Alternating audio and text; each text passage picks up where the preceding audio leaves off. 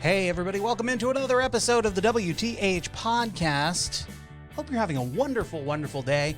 Back here in studio with me, Jason and Kareem, live from Studio B at Darling New Media in Midtown Sacramento, where you too can have a professional sounding podcast. If you can say professional, you can do that. Professional. Want to give a quick shout out before we get going to Chef Cecil from Nash and Proper, who records his Coming In Hot podcast here, was named best podcast in Sacramento Magazine. Got a nice little write-up and mentioned Darling New Media. So thank you and congratulations, Cecil. Congratulations on the new location. Nash and Proper opening in Elk Grove. Wow. So Elk Grove, Doco, and of course the food truck. So you can find them all over the hot chicken. Love me some Nash and Proper. Nash and Proper hot chicken. So we got that. Some more Darling New Media news. We have now officially had 2 audiobooks recorded here at Darling New Media. Chocolate Pudding in Heaven by Maggie Newcomb, which was mastered somewhere else. We recorded it here.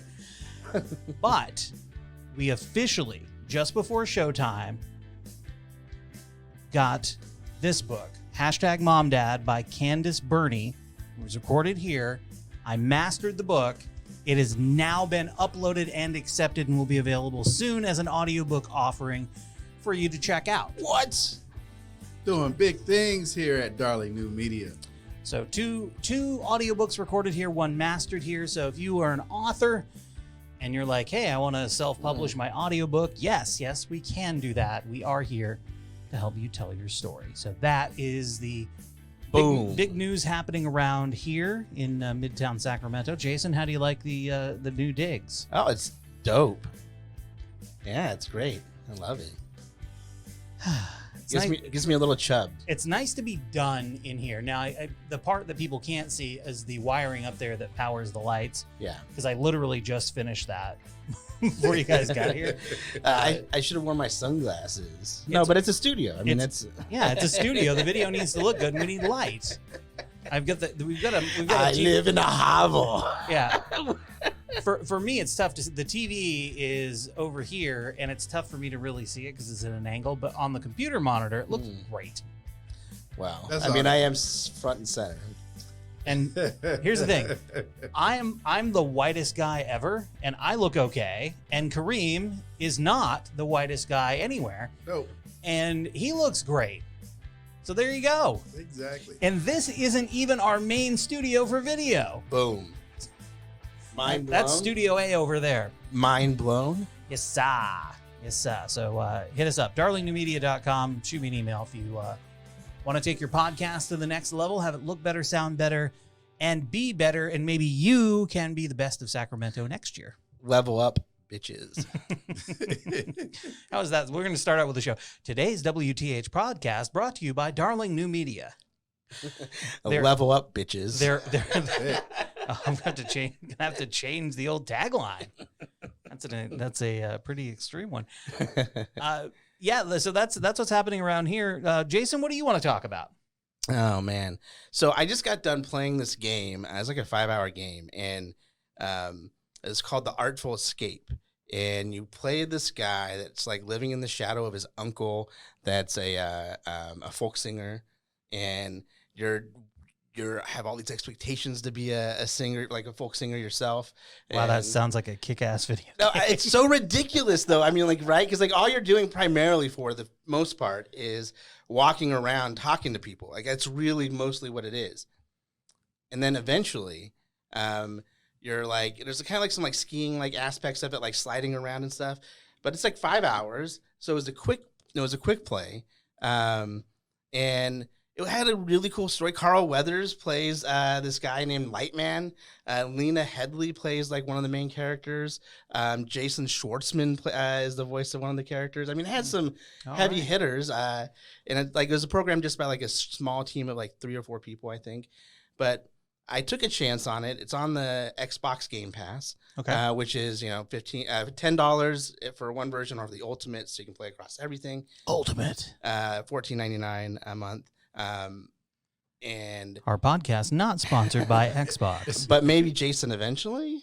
I don't know. We'll see. Anyhow, so like it was a fun game, and it's one of those things where if I did not have the Game Pass, I never would have played it. There's no way I ever would have spent any money on this game.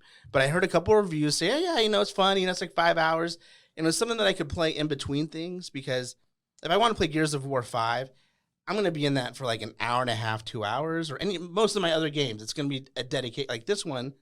I was able to pick it up and play it for 45 minutes, half hour, stop, play something else. So there you go. Oh, we have someone checking in.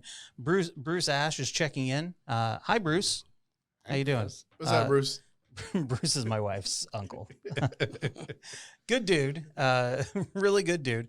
But if you want to check in and say hi on Facebook or wherever we're watching, we might pop your comment up on screen. Heads up. We'll pop something up. Well, pop it up. That's not an invitation for another boner joke, Jay Rudin. Just saying. Let's call back to last week. Kareem, what do you want to talk about? Oh, man. So today I was on Twitter. You were on Twitter today? I was on Twitter today. I can't believe it. But Bloomberg posted this article about employers are baffled as U.S. benefits end and jobs go begging. So I just pointed out the fact that you can make $1,000 a week delivering groceries. And if you can do that, why would you go back where you have minimal interaction with customers? So if you can do that, why would you go back to being yelled at for less than that? Come down later for moose soup. And not like that. Just pointing it out. And it's not necessarily you delivering groceries, but there are a bunch of gig economy and other jobs that people have discovered or created during COVID. Mm-hmm. And so they're like, oh, shit, I can do this. I can make more money than that shitty job I was doing. I think I'm going to do this and not go back to the shitty job. Right? Yeah. And I You're a smart motherfucker. That's right. I heard the same argument last night. I was at Pangea picking up food for dinner last night for us, and there was a guy at the bar. He's like, well, you guys should get more people coming in now that, because the woman behind the bar is like, yeah, it's been hard to hire people lately. And he's like, well, now the federal benefits have ended, you guys will see a big increase. Just like, no, actually, my friends that live in other states, nobody's coming back to their jobs.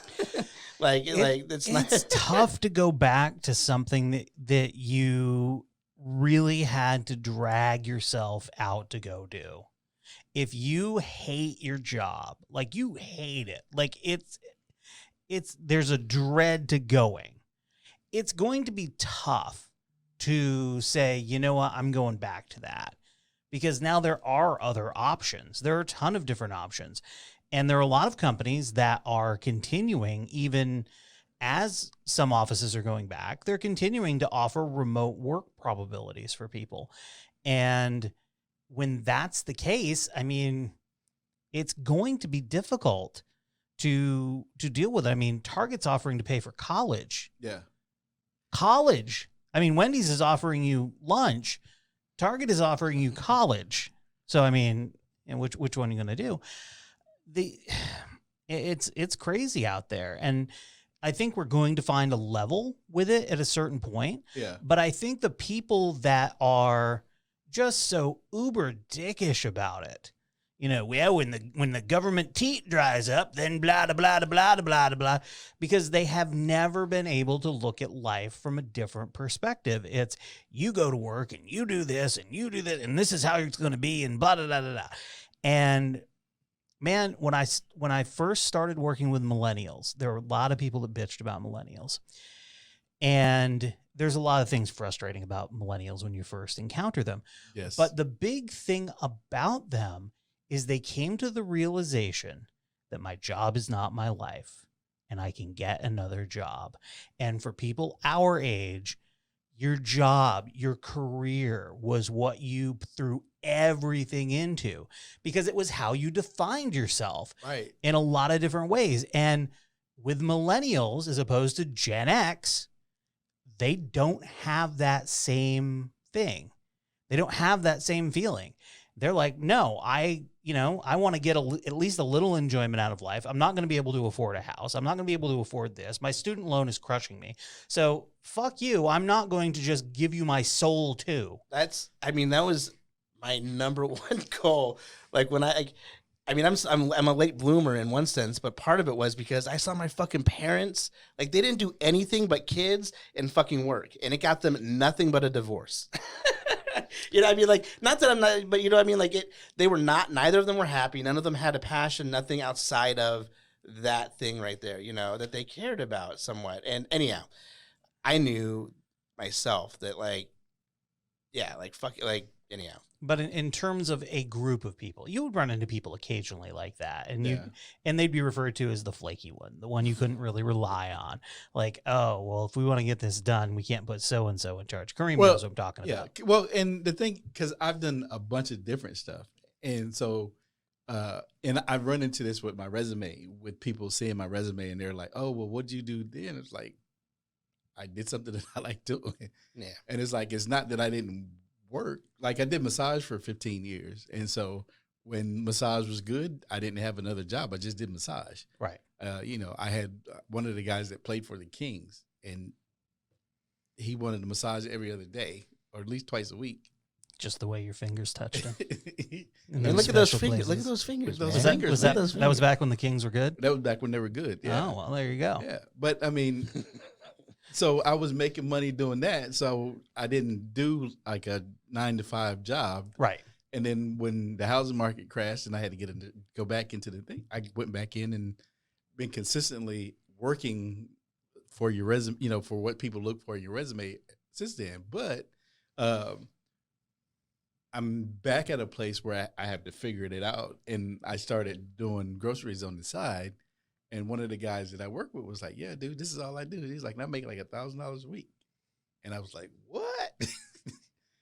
And the recruiter that I've been dealing with this job I'd been looking at, she was like, "Well, what do you want to do?" And then so with him telling me that and her like, "What do you want to do?" It was like, okay, there's some shit to think about now.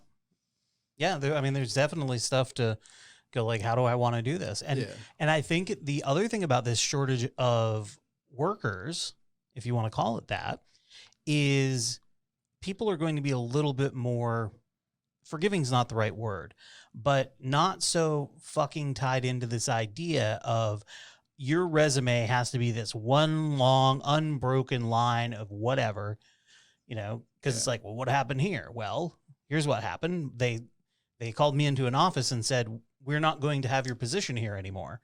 So it's like, okay, well, what do you do? Yeah. Like, what do you do? I mean, now this last time I started a business. Yeah. Like somebody did but, that. But technically there's a fucking hole in my resume from November of 2018 until when the business got up and running. And even then, do you count that? Yeah. So for some people, they're like, I don't know about that. Because I did that between, it was a construction company I worked for and starting to do massage.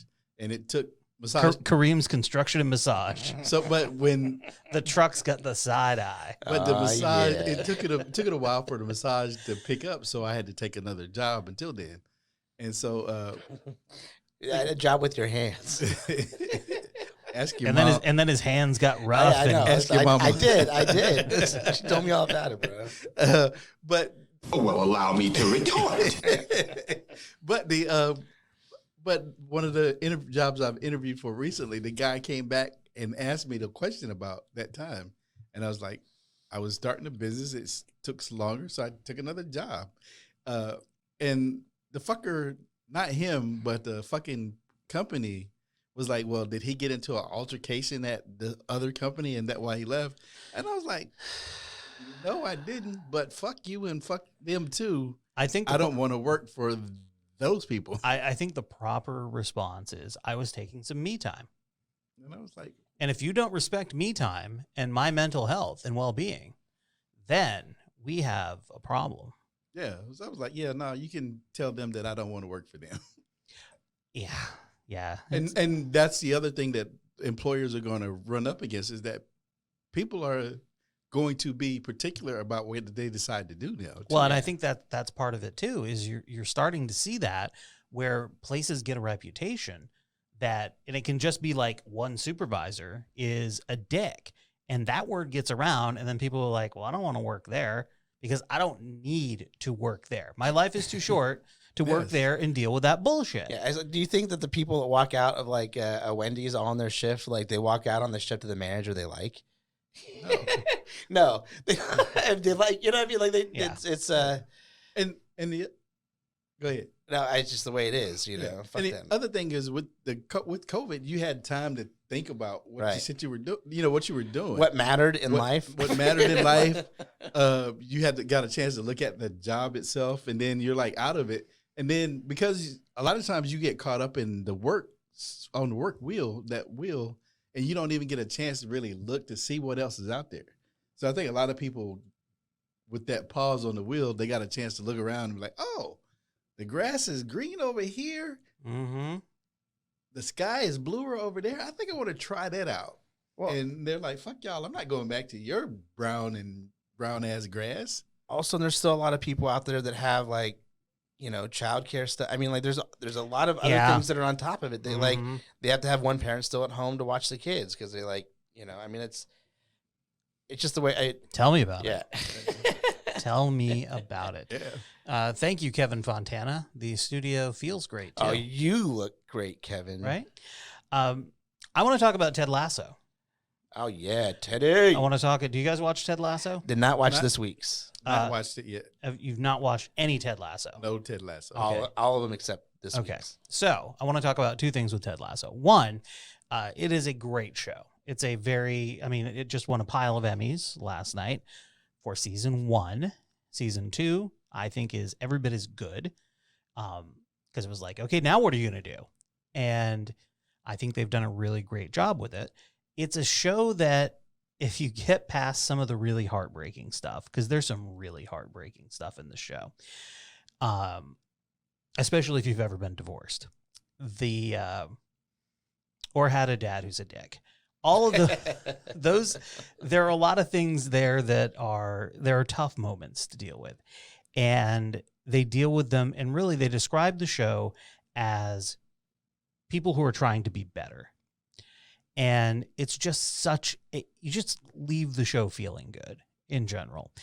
And it popped from a NBC Sports promo. It was a made up promo thing that they did with Jason Sudeikis. I forget exactly what it was for. It might have been World Cup or something. And they turned it into a show, and they're like, no one's going to watch this. No one's going to do whatever. And it's a global phenomenon, not just in the States. It's a global phenomenon. And it's just, I like talking about positive things. And the show is a positive thing because it's a really good show about people trying to be better. And they do have their failings too. So it's not just like la la la la la la la la. No, there are people going through some shit in this show, and they deal with it. And you see other people stepping up who you might not expect, who show them a kindness when they need it. And I think that's really wonderful. So congratulations to everybody involved with that. In terms of winning the Emmy, Jason, my wife and I had this conversation.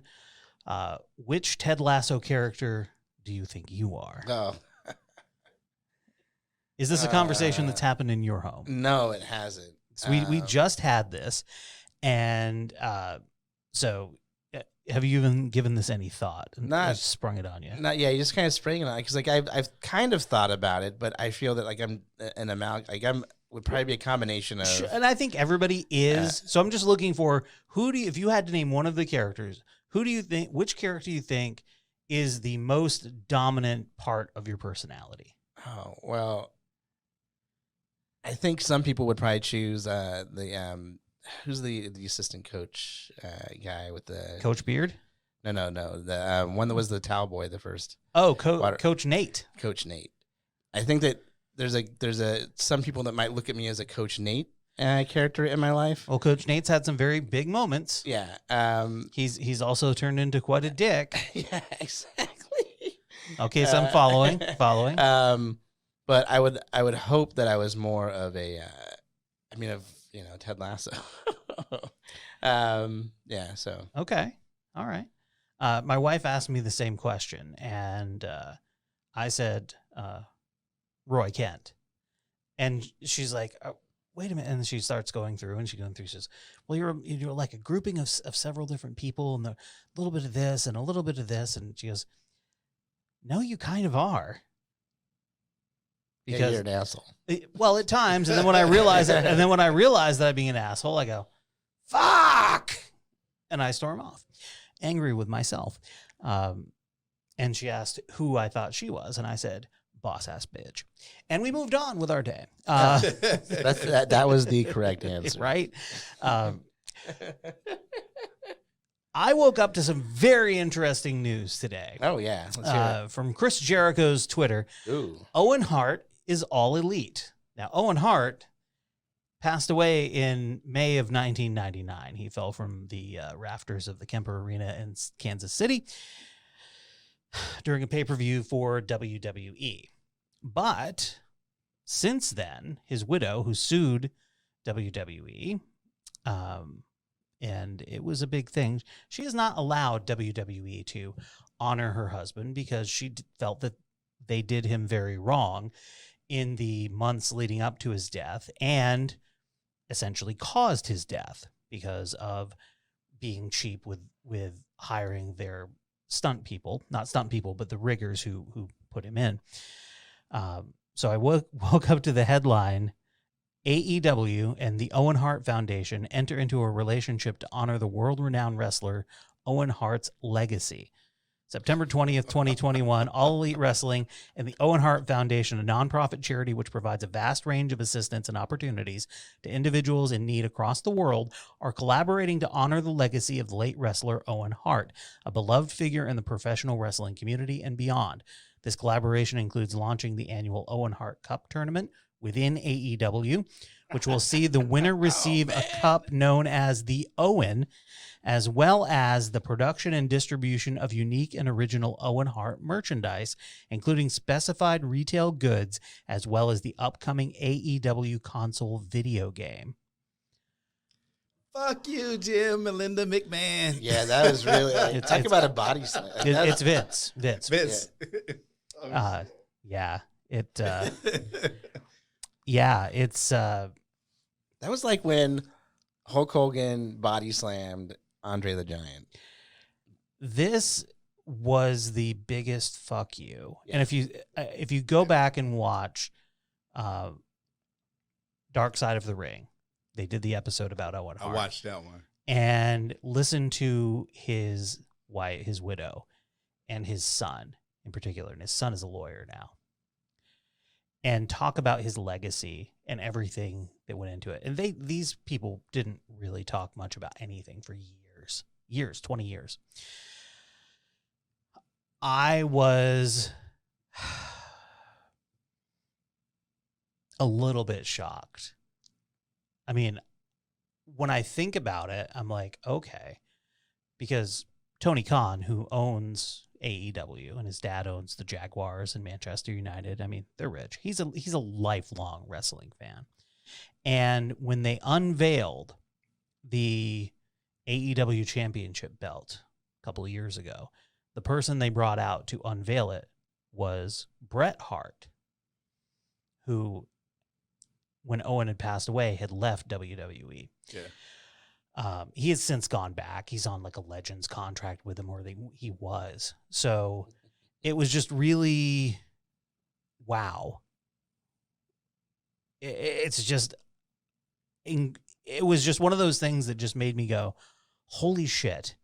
And there aren't a lot of things that make me say, holy shit these days. Yeah, but the way Vince did him was dirty too. So you can't be surprised. Well, of course not. The way it ended up in his death. Well, and so no, but I mean, it's not a matter of being surprised. I'm just kind of surprised that it even happened. I'm not surprised because Martha Hart, who is Owen Hart's widow, has said repeatedly, WWE will never, ever, ever put Owen Hart in their Hall of Fame. I will not allow it. His foundation will not allow it. It's not going to happen. So I was, in my mind, thinking, we're not going to see Owen Hart associated with professional wrestling. We just won't. You know, you might see like the Professional Wrestling Hall of Fame, which is a very different thing than WWE. You might see something like that where he's honored, but you're not going to see anything else. So this was like, holy hell. Yeah. And the amount of additional press that nonprofit is going to get from being associated with this, and the money that they're going to be able to raise to help people is really going to do wonderful things for them. So I look forward to seeing how this is all going to be handled. Yeah. Oh, no. And I was talking about the way that Vince treated Brett, not Owen. Oh, yeah. Yeah. You know, like he fucked him over too. So I'm like, I wasn't surprised that he would not be when the person with AEW. Yeah, but that was the only time we saw Bret Hart was when he unveiled the championship. It was like, hey, we'll pay you to come out here, take the belt out of a bag and hold it up, and there we go. Yeah. It's not like he's shown up every week. There have been plenty of WWE people who have, but this was something that just made me say, holy shit, this morning, because Gee Willikers, Batman. it was absolutely, absolutely nuts. Like mixed. Yeah. Yeah. All right. So is there anything more passionate than a mom, Jason? What about a Texas mom? I mean, when it comes to cheerleading, At a school board meeting. oh fuck. Carabelle, and then Marge Stone. All right, well, I'm just thankful that y'all don't have the ability to make a mask mandate. And tonight I was going to talk about the need. Fuck you, lady. Fuck you. Right off the bat. I'm just happy you don't have the ability to make a mask mandate. But that's not what she was going up to talk about. Okay? She just threw that in as an aside to be a cunt. Why not? Why not? Allegedly. See you next Tuesday, buddy. For a second high school, but I was sidetracked by, for the boys, pussy or the idea of pussy or the idea of pussy. A Mexican is a Mexican is a Mexican. Take her out back, we boys figured, then hand on the titties. Put it in her coin box, put it in her cornhole, grab a hold of that braid, rub that calico. You can find that on page 39. Okay, so she's reading from a book. She didn't set it up very well. No. But she's reading from a book that you apparently can get at the library at the middle school. I'm sure all the kids are reading it. They are now. Well, they are now. And that's the thing about this, because no one did more for rap than Tipper Gore, and her explicit lyrics labels. Anyway, crazy blonde lady continues.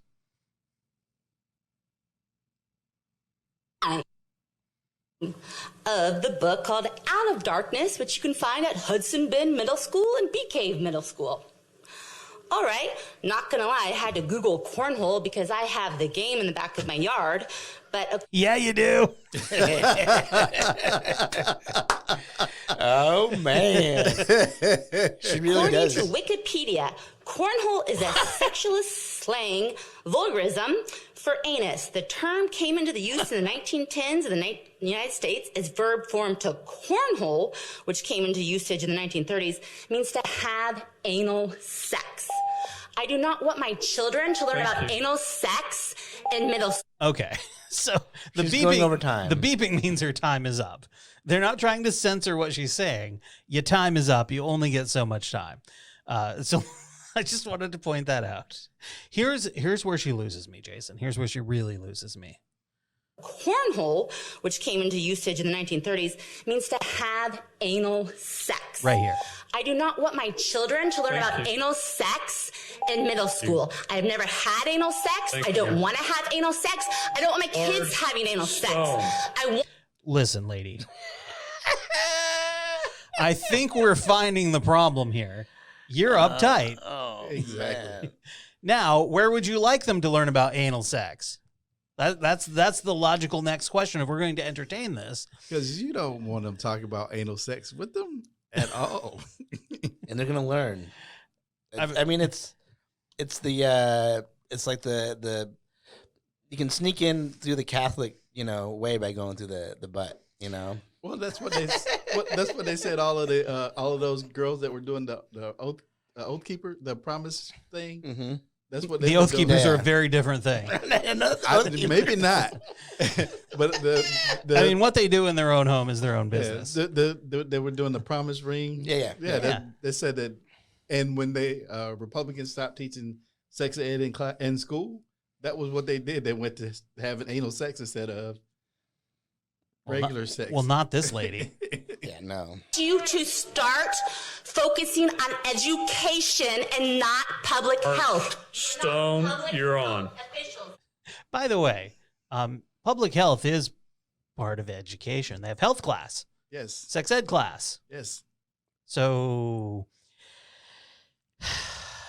Real quick, Well, allow me to retort. yes. did you guys ever like? I remember trying to take In the butt. no, take attendance during sex ed class, like to see which kids' parents didn't let them come to the class. Like, oh shit, Peter's parents, man, Peter's parents must be uptight. Like, and then you could tell them all this shit the next day. We didn't have an opt out. Oh yeah, you could sign a slip saying you didn't want like your kid to go, but you had to. I went to Catholic school. We didn't have sex ed. Oh yeah, no, Not per se. yeah, no, it was just in the pooter, right? That's Not when I went to school. It wasn't sex ed. Was it catechism? We if you didn't go to Catholic school, you had to go to like Sunday school, but not me because I was at school anyway. Hey, we have breaking news. Donald Trump's Walk of Fame star dog pooper has been revealed. Donald Trump's star got shit on this week, and we know the culprit. His name is Axel. As TMZ reported, someone dumped a load of poop on Trump's star on the Hollywood Walk of Fame, but it's not vandalism because there was no damage. It would seem to be a violation of the LA Pooper Scooper Ordinance. However, not really the case. Axel, who's an 18-month-old rescue, was walking on Hollywood Boulevard with his owner, James Hawkins, when nature called, and Axel took a giant poop near Trump's star. And rather than immediately picking it up, Hawkins decided it should be on Trump's star. Now, James tells TMZ he picked up the poop and placed it on 45's star. He took the photo to keep the memory alive and then bagged the poop and left the scene. So, settle down, everybody. It was just a photo op. That's all it was. Even the dog knows. Yeah. There have been there's a whole other gallery of Trump stars getting vandalized. So, including it looks like George Lopez pretending to pee on it. So, just saying that's why what's does he have to pretend? Well, No, right? Exposure. All right. I want to talk a little bit about our friends at Breitbart. Oh, okay, yeah, that's And how they're leading to a section of America getting totally fucked in the head. Totally fucked in the head. Mm-hmm. Not like anal sex, Kareem. Different. This from Breitbart.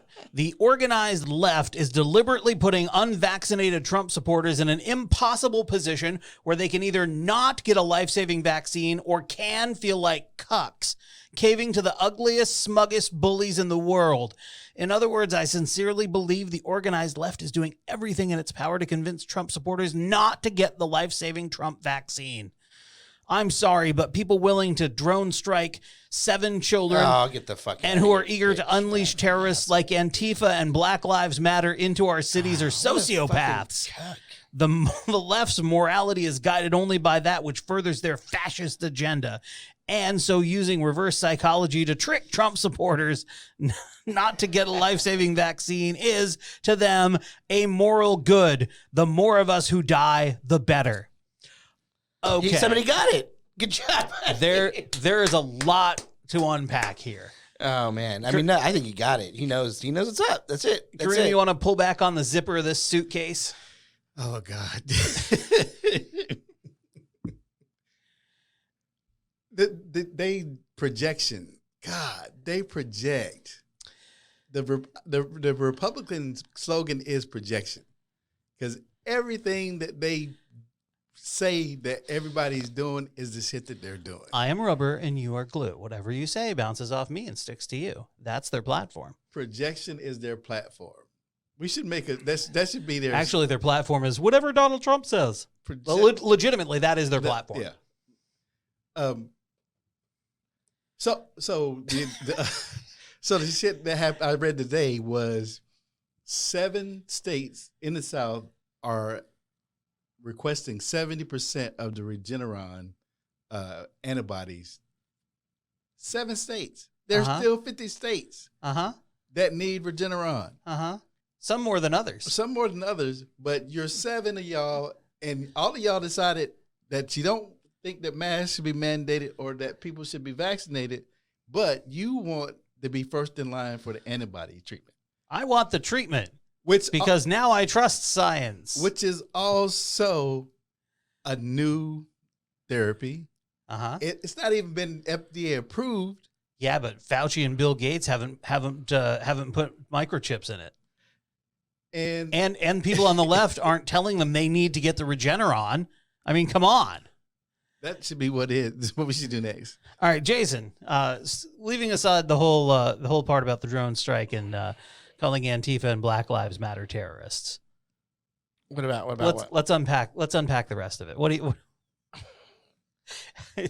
I saw your head starting to throb. But no, as soon as somebody says cuck, like I'm just like immediately I'm like, this guy's a cuck. This guy is most likely an incel. Like, or he's getting paid. You know, I mean, like this. I can already assume so much about the author that I don't even need or want to hear the rest of it because he's gonna say things like, you know, like 7 dead because of a drone strike, which is not necessarily the right number. Like the of the strike that he's talking about or that they're talking about. It's just fucking like for the fascists to call other people fascists, it's out of the textbook. Like, I just can't. I enjoy the idea that people who aren't Republicans saying, you know, you really should get the vaccine because it will save your life, is somehow a mind fuck to these people. Because, hey, you know we're not going to do what you say to do. Well, then fine, fuck you. Die. Yes. Like, that's what we're saying. These are your options. You can get the vaccine or you cannot get the vaccine. Yeah. If you don't get the vaccine, stay the fuck away. And here's the deal. And we want you to get the vaccine because we don't want you to die. And I've had this argument with people online, and they were like, "Well, they want you to get the vaccine because it's controlled." And I was like, "No." I was like, "If that's the case, then you've fallen for the trap. You're in the trap because they're not going to kill off the people that would get the vaccine because that means that they can control us. So." They're going to create a virus that would kill the people that wouldn't get the vaccine because you won't fucking listen. So, like, you're in the trap. And they're like, oh, fuck you. You know, that's, you're just wrong. Like, no. Where's your check from George Soros, like, Kareem? This is your, like, look, this isn't my logic. This is your logic if you follow the Kareem, you're getting paid off by George Soros. You're getting that Jew money. And if I hear another motherfucker say some shit about somebody sold out because they're trying to save fucking lives by telling you, hey, I got this shit, you don't want to get this shit, I want to slap these motherfuckers with my nuts. Not with my nuts because that would hurt me, but with a sweaty cloth that has been in my nutsack on a 12-hour shift while I was delivering groceries. Like in like 98 degrees. 102 degrees. Yeah, with humidity like at like 90%. Yes. Right, yeah. All right. That's almost too much humidity because it might just be like, you know, water coming out of you by that point. You know what I mean? It's not going to be salty, stinky. Because like there's a certain point where you sweat so much that it doesn't stink anymore. I mean, you guys have been there, right? Yes. Yeah. But that's where I am with these people. It's like, all right. God bless them. Like, really? All right. So, still on Breitbart, someone named John Nolte. I gotta love it. Gotta love it. I don't know if he's any relation to Nick or not, but we'll see if he looks crazy and is an alcoholic. And do you want to know why I think Howard Stern is going full monster with his mockery of 3 fellow human beings who died of the coronavirus? Because leftists like Stern and CNN LOL and Joe Biden and Nancy Pelosi and Anthony Fauci are deliberately looking to manipulate Trump supporters into not getting vaccinated.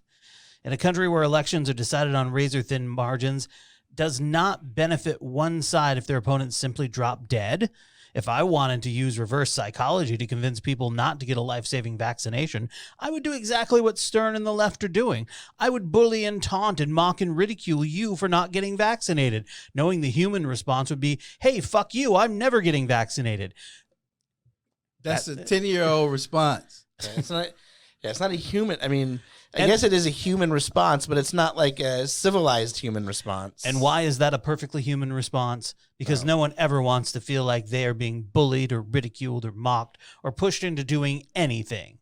Who wants to cave to a piece of shit like Howard Stern or Jimmy Kimmel or these repulsive doctors refusing to treat the unvaccinated or Bette Midler or who wants to feel like they're caving to a guy who's such a piece of shit he publicly mocks people who have died? And he's not just a piece of shit mocking them. He's a piece of shit hurting the families, the dead men left behind.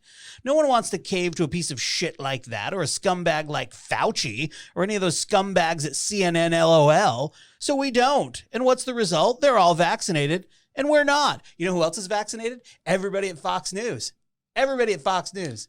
Company policy. Everybody at Fox News is vaccinated. 98% of the Congress people are in the House and the Senate. So those motherfuckers that are telling you that you don't have to wear a mask or that you can't put a mask mandate in place, all of those people are vaccinated. And they're sending their kids to schools that you have to be vaccinated and you have to wear, that you have to wear masks to get into. And you're the only dumbasses that are not. And when you look at the numbers, the only numbers that matter, which is who's dying, it's overwhelmingly the unvaccinated who are dying. And they have just manipulated millions of their political enemies into the unvaccinated camp. According to the CDC, 99.5% of those dying of the China flu are unvaccinated. So even if they're lying or exaggerating, even if it's only 75 or 80%, those numbers are pretty stark. Could it possibly be that the left has manipulated large swaths of Trump voters into believing they are owning the left by not taking the life-saving Trump vaccine? Oh my God. This is just like, this is, this is great. This is. What has happened is I told y'all that they were going to try to control Donald Trump and they couldn't. And now the monster is out of the bag and now his followers have become the monster part 2. So they're Godzilla part 2 and you can't control the monster. And if the monster does not like what you're saying, they're still going to do what they want to do. And then they're going to accuse you of being the person that's on the other side. They have lost control of this shit and they don't know what to do. They're going to kill off all of their people and then they're going to be blue states everywhere. All right. Since they keep mentioning Howard Stern, here's what Howard Stern said. The guy, I'm not getting the vaccine, but that's the guy who died. Anti-vax, Mr. Anti-vax. And he died? Yeah, he's dead. He no longer walks. There were 3 other guys, too. I don't have tape of all of them. And they're on the radio preaching this shit.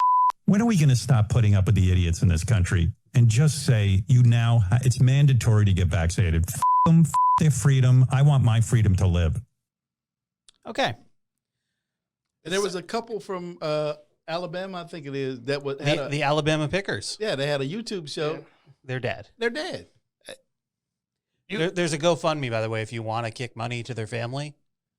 I'm just saying, if you want to do that, go ahead and do that. I won't be. And it's so fun. I just think it's funny that like when people start talking about Howard Stern, like he's some like bastion of leftist liberal thought, like because he's not necessarily like he's a fucking shock jock that had a fucking like New Year's Eve special that I used to fucking masturbate to because it had hot chicks on and my uncle had a copy of it. So I had a copy of the VCD. But I'd be like, come on. I mean, get the fuck out of here. Like, Oh, but this article continues. Oh, yeah. Have you ever thought maybe the left has us right where they want us? Just stand back for a moment and think about this. Right now, a countless number of Trump supporters believe they're owning the left by refusing to take a life-saving vaccine. A vaccine, by the way, everyone on the left is taken. Oh, and so is Trump. And now think about this. Yeah, and when he said he did, he got booed. On this very day, about 1,000 people in the U.S. will die of the China flu. How many of those lives could have been saved if they'd been vaccinated? Is it 998? 778? Is it 229? Does it matter? And if the left is all vaccinated and we're not, who's winning? The push for mandates is another ploy to get us to dig in and not do what's best for ourselves because no one wants to feel like they're caving to a mandate. Are you all toddlers? Is that what you're saying? That everybody who has a conservative point of view is so self-destructive and so stupid? You're literally saying that everybody in that side of the aisle who has a conservative basis in their political viewpoints is so stubborn, headstrong, and stupid that they are willing to die unnecessarily rather than get vaccinated. After we have begged, pleaded, said, get vaccinated. It's not just them. There are a lot of my people that are stuck on stupid like this. And then you have those ultra lefts, those ultra left ones that like have gone so back far around that they're up their own fucking asses. And again, there's Nicki Minaj's cousins, friends, balls. I mean, and again, by the way, Tucker Carlson this past week talked about two of the things that we mocked last week on Monday. He was appealing for them to come on his show within 3 days. Of course, that's what Tucker Carlson is. So. I'm going to say this. So, black people do have a reason to be hesitant. But most of the shit that they did to us was when we were not in the room. That was when they thought that we weren't smart enough to understand what they were doing, and we weren't going to be smart enough to read the books to understand the process. We always were, but we are now in the circle. There was a black woman who helped develop the vaccine. So we have people in the room to prevent some of the shit that happened before from happening. Now, one of my friends said, "Well, I want to see your science grades from high school." My biology grades sucked ass. I'm going to go ahead and say it. You're a scientist, doctor. But as I always say, I have people for shit that I don't know. Right. And when I have questions, I go to those fucking people because my ego is not so fucking big that I think I know every goddamn thing. I can talk to you a lot about politics. I can talk to you a lot about race. I can talk to you a lot about a lot about history. But I know what my limit is on science. So when I have a question, I have a niece who's a doctor. I have a cousin who's a chemist for Merck. That cousin has a sister who has created a cancer protocol. Who has created a cancer protocol. And I have a brother who does R&D for Procter & Gamble. So. But I know people on YouTube. The first person that I talked to was my brother who's an engineer who does R&D for Procter & Gamble. And he said, get the Pfizer vaccine. I said, yes, sir. When the vaccine comes out and it's ready, I'm getting the Pfizer vaccine because I know that he knows more than I do about this fucking thing. And I know that my niece would not have let my mom get this fucking vaccine if she thought it was going to kill her. Right. And I know my cousin who's worked on the cancer protocol and who's working on a sickle cell protocol would not have let her mother, who has sickle cell, get the fucking vaccine if it was going to kill her. So shit's that simple. Let me be really clear here. Nobody sitting at this table wants anyone to get sick and die of COVID. No. No matter how different our political views might be. I don't want to own the... We don't want you to get sick. We don't want you to die. We want you to live a long and healthy life. And we want you to be a valuable part of your community. But what we are out of is empathy and sympathy for your willful ignorance. We just don't have any more. My sympathy and empathy tank is empty for people who have done this to themselves. And it's not just us. The people in the medical community are almost there. And that's the shit that you really have to worry about. That's part of it. People who have spent their life, who chose a career to save people, you have made them not want to save. Well, they make good money doing what they do. Want to save people. And there are people who haven't gotten vaccinated who aren't like, oh, I'm taking a stand. There are people who didn't get vaccinated because, maybe they're young, maybe they're healthy. They're like, I got stuff to do. Yeah. I'm not, don't even give it a second thought. My cousin's son, who is a healthy 20-something-year-old, was unvaccinated. He lives in the Seattle area, and he contracted COVID. He was rushed to the hospital, and he spent, I believe, about a week in the hospital. He is home now. He has been recovering from COVID for a month. Wow. He is on oxygen. I talked to my cousin. The walk from the bed to the bathroom, the 10-foot walk from the bed to the bathroom, is a very long walk for him. He can go to his kid's football game, but it's going to be on a scooter with oxygen.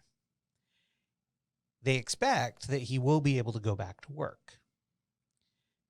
It will take about 3 months for this healthy 20-something-year-old to be able to recover to the point where he can go back and be a foreman on a construction site. Okay? We ask you to get vaccinated because you see what happens to people. And somebody who isn't as healthy is not necessarily going to have as good an outcome. Aside from the fact that you run the risk of being a spreader to other people at a much higher rate than someone else. Yes, there are breakthrough cases here and there. Yes, people who have been vaccinated do get COVID here and there. Most of them recover pretty quickly after about 3 or 4 days. Yeah. Even people who have other underlying health issues, they're not down for the count for months and months and months. So this idea that, and this has been going around, but this idea is just really, really frustrating to me. And it's getting more and more. And I found this just a little bit before I did not send it to you. Oh my God. What did I do with it? Hold on. I got to find it. I got to find this because it's important. She's not important. She's not important. Not important at all. Did I not send it to you? I did not. I posted it because I said we were going to be talking about it. The new thing that conservatives are doing to try and position anyone who isn't a conservative as a monster. This is Dan Bongino. If you don't know who Dan Bongino is. Oh, yeah. Dan Bongino is a dude who wears T-shirts that are really too tight and yells into a microphone on right-wing radio. This is what Dan Bongino said. If I die of coronavirus, hopefully it doesn't happen. I know leftists will celebrate. Guy, play this. Joe, play this on the air. I know you will. I know in advance you will celebrate my death. After I'm gone, you can play. You can do like a thanks, Dan Bongino, for the whatever show. Don't care. Play this clip. They will celebrate my death because I am a conservative. We just won't care, Dan. Nope. Don't confuse our apathy with celebration. And don't confuse, oh, hey, someone who rambled on about COVID wasn't a serious thing died of COVID. And not only do they ramble on about it, they influenced millions of people, hundreds of thousands of people to make a poor decision. Do not expect me to come back and say anything, but and me saying, good, doesn't mean I'm celebrating your death. Nope. Laura Loomer, conservative conservative nitwit, posted a while ago that she hoped she got the coronavirus because she would show that it was no more serious than food poisoning. A couple days ago, she posted about how much it hurt. And one of my friends said, well, she got what she wished for. And then someone called him an asshole. And it's like, no, she literally wished that she got coronavirus so she could show you it wasn't that serious. She fucked around and she found out. And I'm sorry, but are we supposed to sit back and go, oh, poor Laura Loomer. Poor Laura Loomer. Oh my God, look how much she's hurting. No, you brought this on yourself. You literally brought it upon yourself. So, you and your nonsense. Where's your God and now? This idea that this is a thing now. This is the thing, and it's going to get worse. This idea that everybody who doesn't hold a conservative point of view is a horrible fucking monster that just wants you to die and doesn't care about you. Oh, thank God. Now they get it, though. That is the narrative that's out there, and it's going to get more and more prevalent. It starts on Breitbart. It starts with people like Dan Bongino. Then it moves to Fox News, and then it goes here and there, and it shows up in the New York Post, which, by the way, owned by Murdoch. It shows up in all of these places, and it becomes this circular thing, and you'll start to see people on your Facebook page talk about how liberals are monsters who want you to die. When it's been months of people begging you, do this so you don't die. And now you want to grab it by the nips and give it a twist. Yes. I mean, some people just, I don't know. So I had a brother that died when I was 24. He left a wife and kids when he passed. And his wife recently passed from COVID, like in the last 6 months. And so now her kids have to hear other people ridicule them about getting vaccinated when they watch their mother die from COVID. And, and my nephew hangs around with a lot of white people. So these are the people that he has to hear that from in the South. And it's like, that's how cruel and inane and fucking crazy that this has become. And all because you don't want to do what somebody told you to do. Somebody told me to do it. I want to do it. This is the fucking stupid shit that goes on. And I only brought it up because I saw him post yesterday about somebody saying some shit to him about getting vaccinated when he just watched his mom die from it. And so whoever you are back there, fuck you. And I wouldn't cry I wouldn't piss on you if you caught on fire at this point. Well, that's not fun, Kareem. What happened to our fun Actually, show? I take that back. I would piss on you, but it would be in your face. It wouldn't be on the part that was on Hey, fire. all right, R. Kelly, get out of here. Come on. By the way, Tucker Carlson has some theories about the military. Oh, yeah? Oh, yeah. This is new. The point of mandatory vaccination is to identify the sincere Christians in the ranks, the free thinkers, the men with high testosterone levels, and anyone else who does not love Joe Biden and make them leave immediately. It's a takeover of the U.S. military. Here's how they're doing it. This show has just obtained a PowerPoint that the Army is using to justify mandatory vaccines to the troops. This is an actual slide from it on your screen. You will notice there the sympathetic portrayal of Satanism. How many children were sacrificed? Hold on. What the fuck? Wait, what was this picture? You have to see this. This is the most ridiculous thing I have ever seen. By the way, Kareem, you were in the military. How many vaccinations did you have to be in the military? Shit. You can't even count them all. No. And if you're deployed overseas, it's more. Yes. So Tucker Carlson and anybody else who hasn't served in the military, and any of you idiots that are in the military that think that you're going to just get out and not get vaccinated, motherfucker, you take a vaccine every year for the flu shot. They don't ask you. They don't say, hey, how do you feel about this flu shot? They send you a fucking date, and it says, hey, flu shots are this day. Have your ass at the medical clinic. No ifs, ands, or asses about it. If you miss, then your first sergeant will contact you.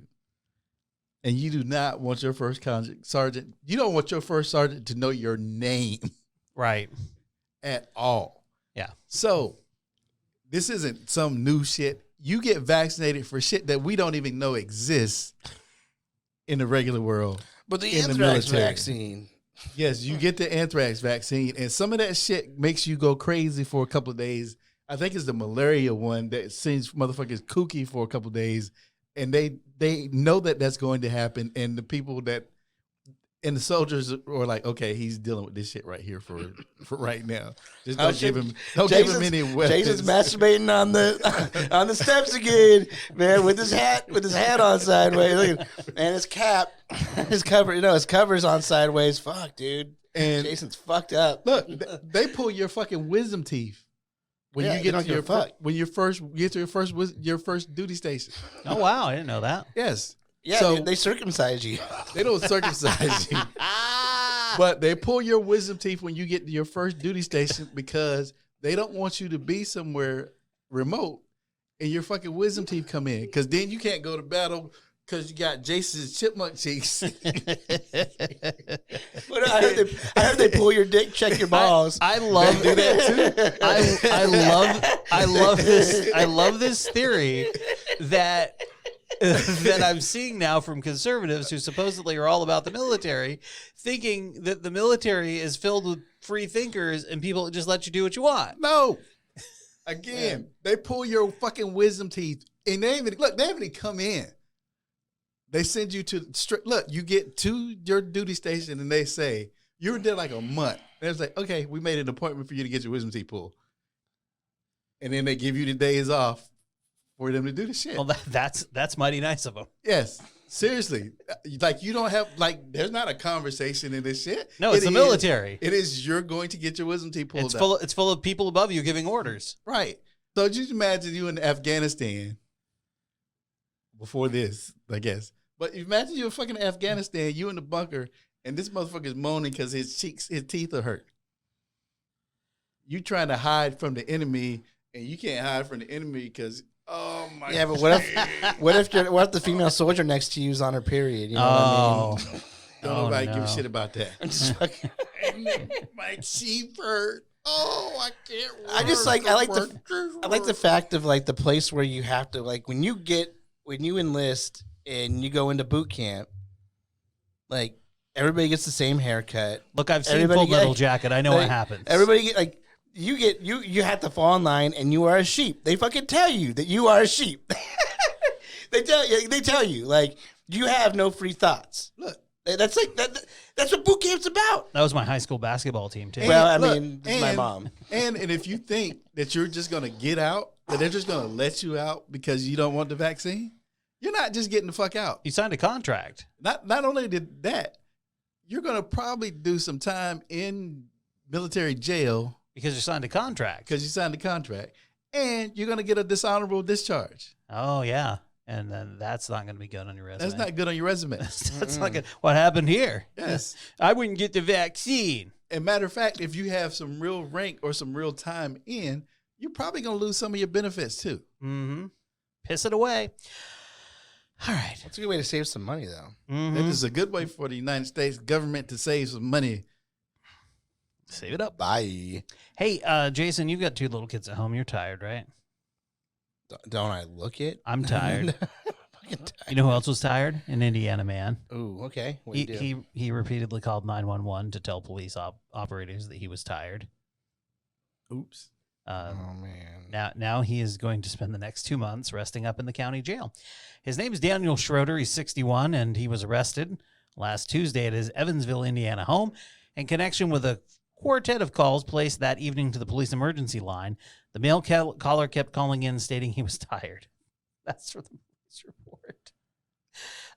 It became a day after he pleaded guilty to a prior misuse of the 911 system. In the earlier case, he copped to calling police to report that he was upset a female relative was not following his rules. He just needed somebody to talk to. Are you this is a 61-year-old? Yeah. Come on, and you're putting him in jail for 2 months? Yeah. I need somebody to talk to. Oh, Jason. come on, man. That's some fucking bullshit. Well, there you go. That doesn't make any sense. Well, that's what he got. These people are heartless. Mm-hmm. That's somebody's grandparent. Like, Yeah. get the fuck out. Like, 61-year-old. Like, he should be seen by a doctor to see what's going on with his dementia. He will be in prison. His rap sheet includes 4 convictions for driving while intoxicated, as well as convictions for narcotics possession and leaving the scene of an accident. Get the fuck out. Yeah, of course. I mean, come on. So how drunk was he when he called? That's the question. It does not say. Does not say. Meanwhile, cops may have identified a man who defecated inside a freezer case at an Oklahoma supermarket, which was discovered after an unfortunate shopper placed her hand in the poo while reaching for a bag of Totino's pizza rolls. Another one of those fucking TikTok challenges. According to investigators, the suspect opened the freezer door and relieved himself inside a Crest Foods market and more. But I mean, like, listen, she was reaching. To be fair, she was reaching for pizza rolls. Like, how many times has she been? Like, first of all, for her not to look to where her hand was going, how often does she get the pizza rolls right there? You have to know. That was a reflex. You know what I mean? That's a memory recall. Well, okay. According to investigators, the suspect opened the freezer door and relieved himself on a Sunday. A black man in his 20s wearing an Oklahoma City Thunder jacket or hoodie was seen in the store surveillance photo. Police say a person of interest in the September 12th supermarket incident has been taken into custody in connection with a separate matter. A spokesperson told The Smoking Gun that the man's name will be released upon conclusion of the investigation and the formal filing of charges. Shirley Wright Johnson, a Moore resident, was shopping with her 2 daughters when she reached into the freezer case for a bag of pizza rolls, so it could happen to you. Upon picking up the item, she realized that she had human excrement on her hand. See, here's what happened, Jason. Here's how it happened. The suspect apparently defecated on the bag of Totino's pizza rolls and then placed another bag on top, literally making a shit sandwich of Totino's pizza rolls. And you two got kids, so you know if you go grocery shopping with your kids, you have reached for something and not looked at what the fuck you was reaching for. Police say store cameras recorded, quote, decent video of the incident, end quote. They know it's shooting up. Oh, yeah, I can see the size of that shit. Yeah. Oh. In a video Wright Johnson shot inside the supermarket, she recorded images of the stained merchandise, and she exclaimed, That is not what she exclaimed. This is not a Karen. No, that is not what she exclaimed. I mean, she could have. That was not, in fact, what she exclaimed. I'm just. What kind of nasty bullshit is this? No. She exclaimed, I picked up a bag of pizza rolls and there's literally shit. Human shit. Excuse my language. And that is where we're going to end the show. Because I can't fucking top that. Can you? I mean, I could top it with another shit. A shit sandwich of Totino's pizza rolls. And that Totino's is advertising you cannot buy. I will say that I do, man, my kid, like, they love pizza, and I'm able to pawn that shit off on them, man. That Totino's party pizza, they love it. They love it. You better watch where you're reaching. I know, right? What sort of nasty bastard is an Oklahoma City Thunder fan? I told you. Another one of his fucking TikTok challenges, man. All right, everybody. I'm going to take a shit in these Totino pizza rolls, and I'm going to put another bag on top of it. And then I'm going to hide behind the whole wheat section over here and film the first person that puts their hand in it. Like and subscribe. Did they say that on TikTok? I don't know. Click part 2 to see the rest, the reaction. Jason watches far too much TikTok. It's always click part 2. Like, as soon as I see click part 2, I'm like, man, fuck this person. I'm going down a rabbit hole I don't need to be part of. No, you got 3 minutes now. I mean, get the fuck out of here. You need part 2 to, like, you better fucking tell me within 3 minutes. If you don't, get the fuck out of here. Ain't getting my fucking like or subscribe, bitch. Get off my FYP.